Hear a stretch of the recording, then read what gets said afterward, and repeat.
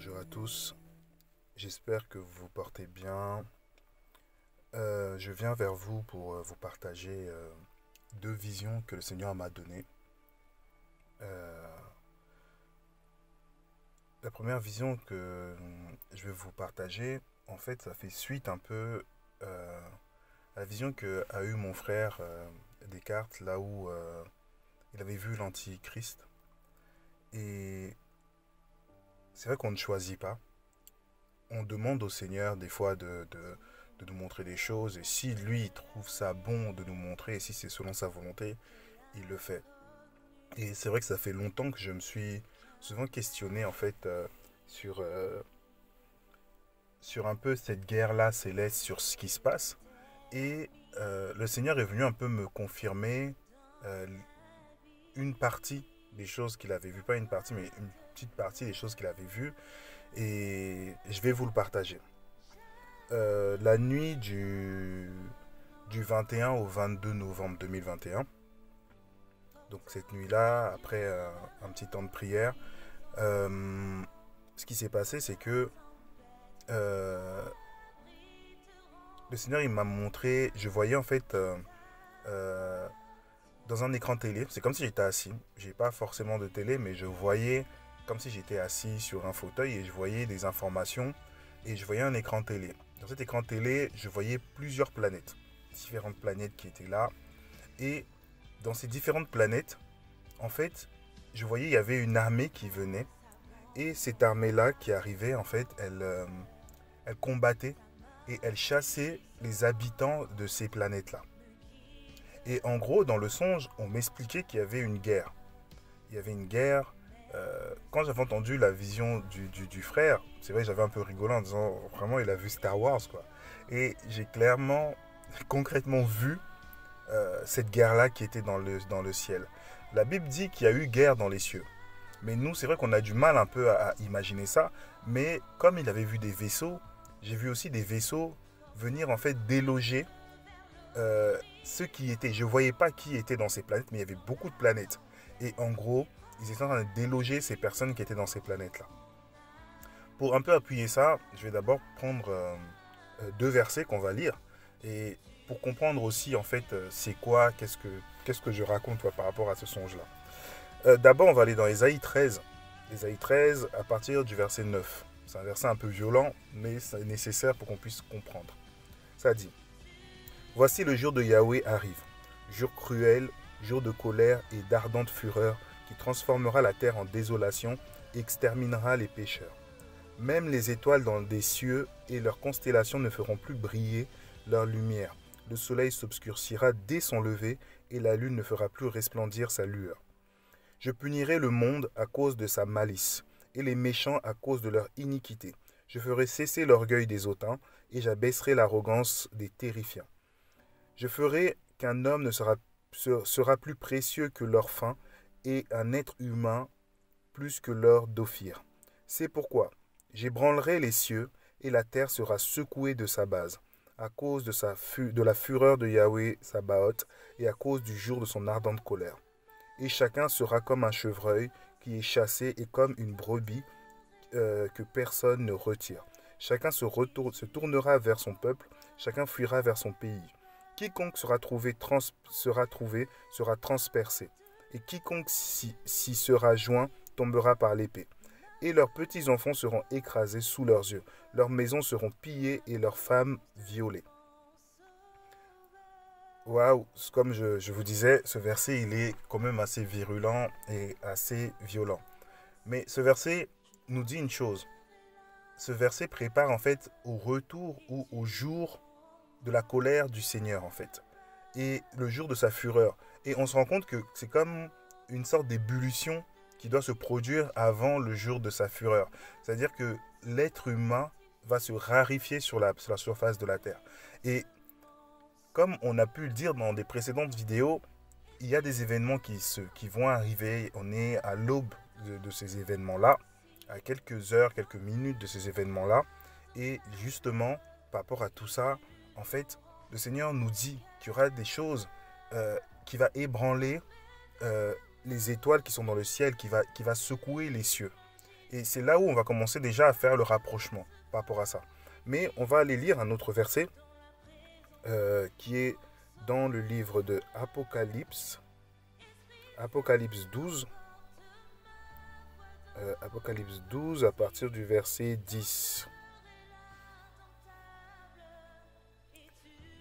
Et j'entendis une grande voix dans le ciel disant, maintenant le salut est arrivé, et la force et le royaume de notre Elohim et l'autorité de son Mashiach. Parce que l'accusateur de nos frères qui les accuse devant notre Elohim jour et nuit a été précipité dans un lieu plus bas.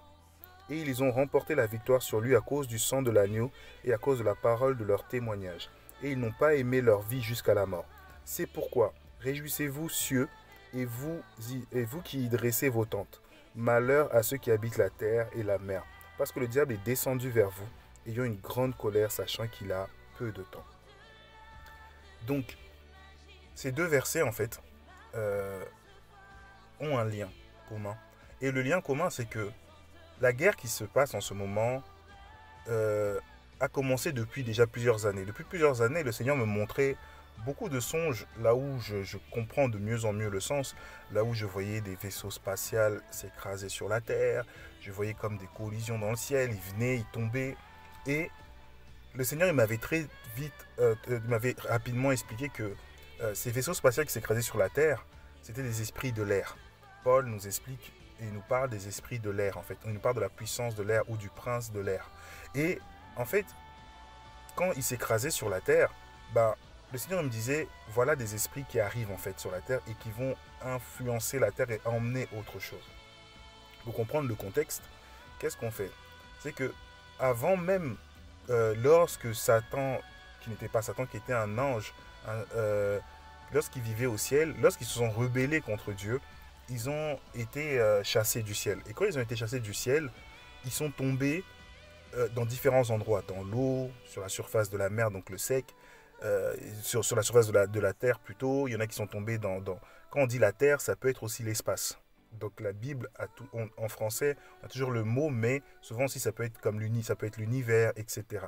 Et donc, ces esprits-là sont tombés comme on dit, il y en a qui sont tombés sur la Lune, d'autres dans le Soleil, d'autres dans différentes planètes.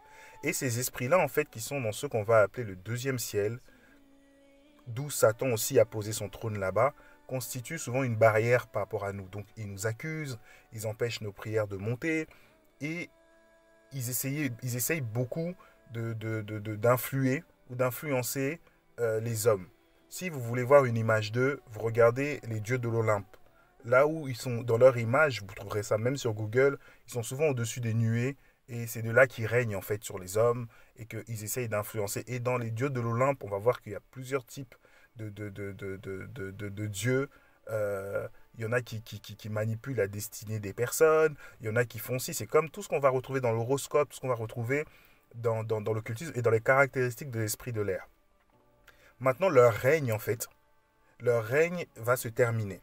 Mais peu à peu, le Seigneur, il envoie en fait son armée. C'est pour ça qu'il se présente toujours comme le Seigneur des armées. Pourquoi? Parce que le Seigneur, il gagne, plus son retour approche, plus ces esprits qui sont dans les lieux plus proches du ciel, en fait, ils sont en train d'être évincés et ils tombent en fait sur la terre. Et en gros, tous ces esprits-là qui tombent sur la terre font que le niveau du péché augmente, la méchanceté augmente et les ténèbres s'épaississent sur la terre. Et c'est là où, en fait, on en est aujourd'hui. Et c'est pour ça que dans cette vision, le Seigneur, il me montrait, en fait, qu'il était en train de tout récupérer.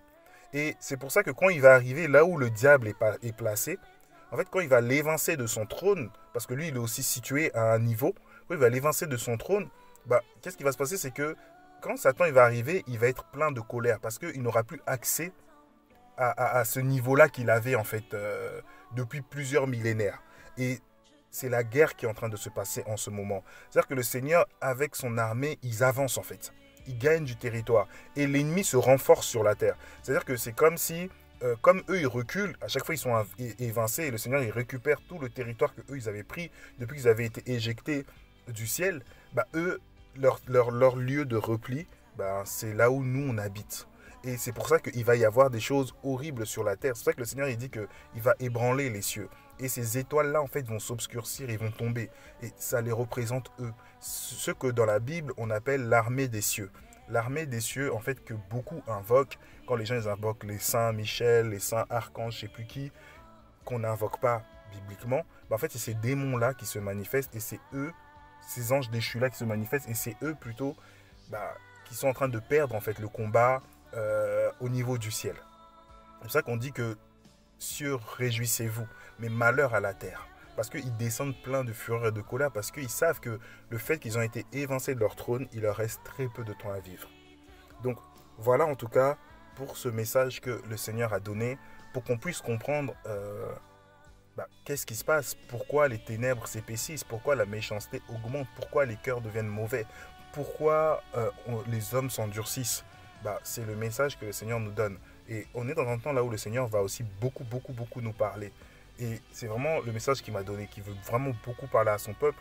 Soyons attentifs. Je vous partage aussi, dans le même sens, un songe que j'ai eu au début de ce mois de novembre 2021 aussi.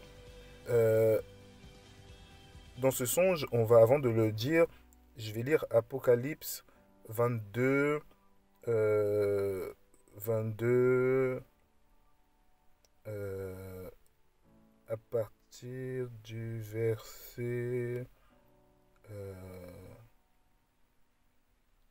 attendez, je regarde. Voilà, à partir du verset 7, ça dit: Voici, je viens à toute vitesse. Béni est celui qui garde les paroles de la prophétie de ce livre. On voit aussi que quand il parle aux 7 églises, le Seigneur dit aussi: Voici, je reviens à toute vitesse, et celui qui persévérera jusqu'au bout, je paraphrase, aura une récompense, une couronne d'or. J'ai plus les mots exacts. C'est ce mot-là, en fait, à toute vitesse. Jusqu'alors, je ne comprenais pas, parce que selon les versions de vos Bibles, il y en a, ils disent à toute vitesse. Il y en a, ils vont dire voici, je reviens très bientôt, très rapidement, mais vraiment le mot adapté, c'est à toute vitesse. Donc, au début de ce mois, j'étais dans une vision, dans cette vision, pendant que je dormais, je vois le Seigneur qui marche. Mais je vois le Seigneur qui marche très rapidement. Vraiment, il était pressé. Parce que de manière antérieure, il y a 2 ans environ, à peu près, j'avais vu le Seigneur arriver. Mais il marchait tranquillement. Et je me souviens que dans ce songe-là, quand je le voyais marcher au loin, je criais aux gens: le Seigneur arrive. Et je disais aux gens: il est à 800 mètres. Il est à 800 mètres, il est à 800 mètres, il est à 800 mètres. Mais il avait une démarche paisible, il venait tranquillement, comme s'il était en promenade dans un jardin. Mais là, cette fois, ce n'était pas ça du tout.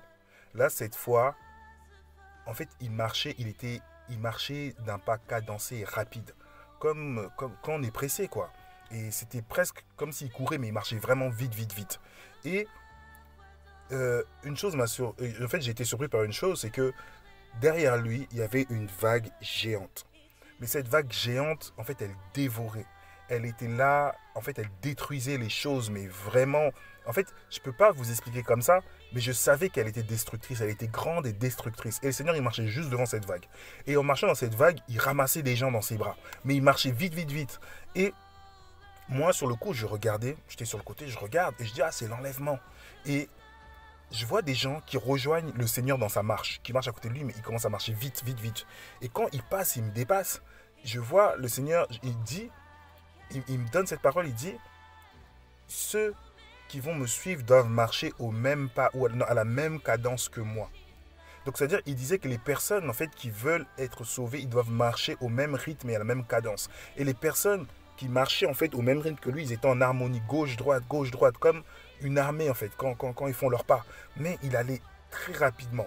Et la pensée qui est venue en disant, en fait le Seigneur il disait, en gros, j'accélère les choses. C'est-à-dire que le temps qui était déterminé, il n'est plus là. Et donc, j'accélère mon retour, en fait. J'anticipe parce que le danger qui va venir, il est tellement terrible et gros que j'accélère. J'accélère et je vais prendre ceux qui vont me suivre, ceux qui sont prêts. Mais ceux qui vont tarder, qui vont prendre leur temps, Seigneur, il va m'attendre, je suis VIP, etc. Ceux-là, non. Et c'était quelque chose qui m'avait marqué. Et c'est surtout là où j'ai fait le lien avec à toute vitesse. Donc à toute vitesse, quand il dit ça, c'est vraiment un pas cadencé, un pas rapide, une marche qui est là et nous, on doit marcher selon ce rythme-là. C'est comme si on prenait de l'élan avant de partir pour une course, quoi. Et donc, ceux qui prenaient dans les bras, ils reprenaient la marche comme lui. Donc je nous encourage à prendre en fait cette cadence-là, à marcher comme le Seigneur veut qu'on marche et à le suivre. Soyez encouragés et soyez bénis au nom de Jésus-Christ. À bientôt.